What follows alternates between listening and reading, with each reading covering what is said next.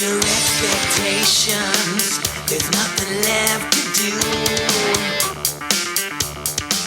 It's as plain. Hi, I'm Tyra Jackson, and thank you for tuning in to Street Therapy. Today's special guest is our rock and roll band right out of Los Angeles, Hollywood, and Long Beach, and they're called the Jetset Rejects. And we're going to talk about from a band's perspective. Hi, guys. Hi. How are you? Tyra. Thank you so much for having us, by the way. Thank you. We Thank love you. it. I love it. So can you go ahead and introduce yourselves to our members? Yes, I'm Nick Scott. I'm the singer of Jetset Rejects. My turn-ons are Long Walks on the Beach and Kittens. He said long walks on the beach and kittens. And you can go ahead. I'm Jason Stalk. I'm a guitarist and a songwriter for Jetset Rejects. Oh. And that's my hobby, passion, and everything else, it seems like. And I'm very fortunate and lucky to be on this show with you. Oh, Thank you good. for having us. Well, thank you.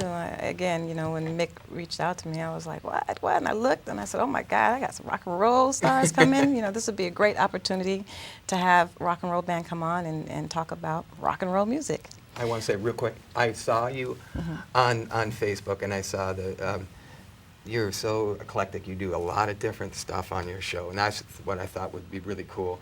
You had some friends of ours who were on the show and who have played with us a couple times, and I just, again, it's really cool to be here because you just rock our world.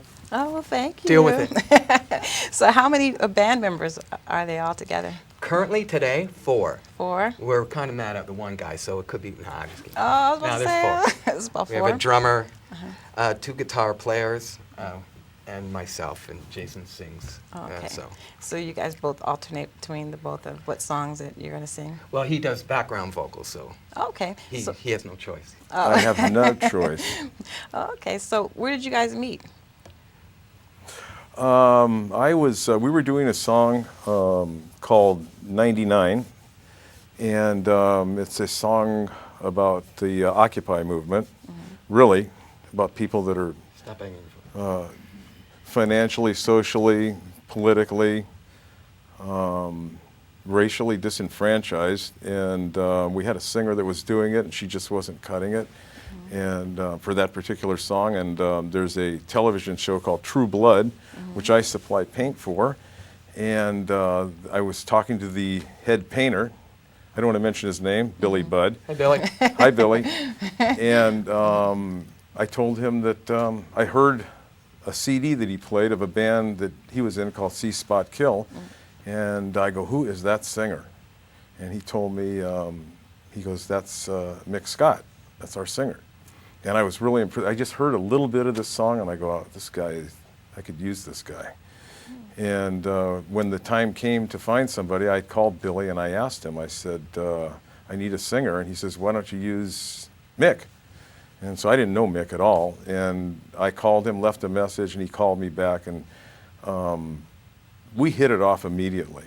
I saw a video that he did, of all things, of Billy and him doing a song, White Christmas, which was nothing like the music that he Have was yourself a doing. Merry Little Christmas. And I heard this vocal range that this guy can sing this type of music that they were doing, which was really rock, and he can also sing mellow stuff. And I go, I could really use this guy. So we did this, the song 99 together, and we just had this thing went on between a singer and a songwriter. I am not a singer. It's very rare to find somebody that can sing the songs the way I write the lyrics and brings the emotion and the feeling that is going through me. And we just started working together, and we've been together ever since. So, Mick, so when did music begin for you? Actually, probably like when I was 7, I think that I actually said that this is what I want to do. I wanted to be a drummer.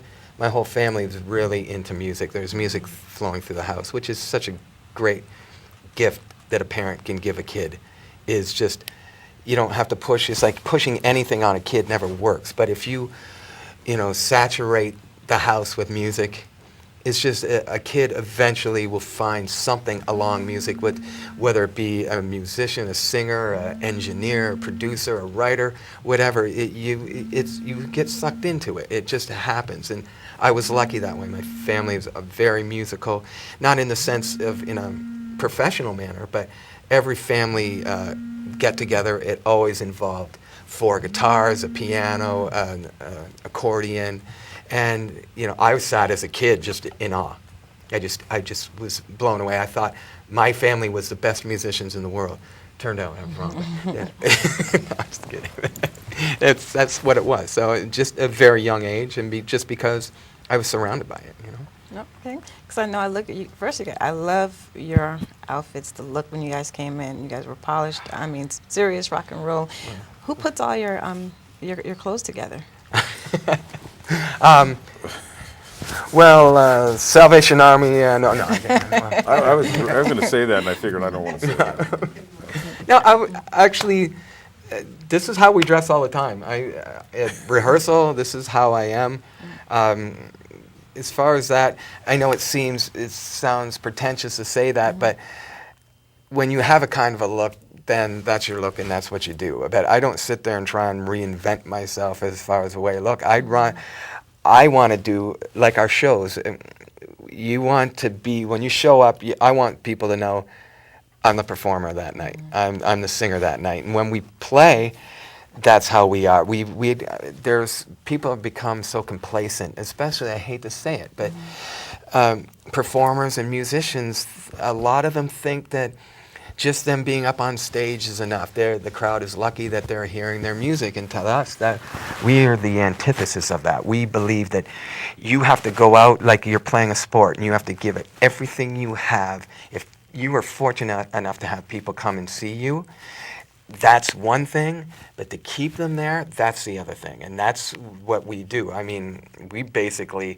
musically lock the doors when we start playing. We're not going to let anybody out because we want people to have fun. We have a song called Living in the Now, which is about living each and every moment like it's the greatest moment of your life. And if you don't treasure your life, that's a life just wasted. And I mean, that's hard to do all the time. But if you can have that as your mantra as much as possible, then you're going to live a happy life. And living a happy life is the best. I mean, what else is there, really, Because there are probably a lot of people out there that will view this and want to pursue, music. And I think I'm really glad that we're having this show so people can look and say, hey, you know what, I can do it. What would be your advice to someone that wants to do music, but they don't know how? Like, how did you put everything together? The band, and then you think about the name.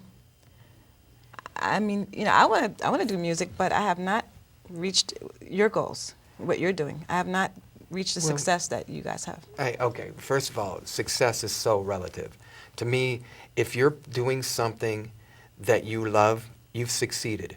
It doesn't matter if nobody gets to hear it or a million people get to hear it. You can hear so many stories of the biggest performers on earth who are not happy, who are happier when they were nobodies. So to me, the pursuit of it and the performance, every time you finish writing a song, you've succeeded.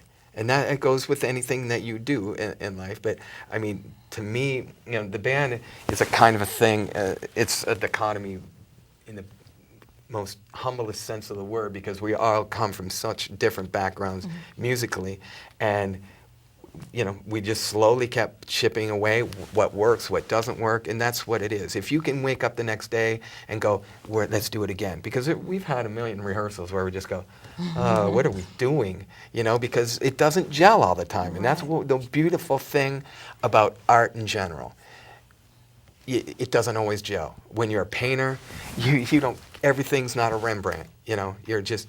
Sometimes it's kindergarten finger paint, and you appreciate the ability to do it. And don't you think that? I think that what comes to mind is no matter what you're doing in life, you set your goals.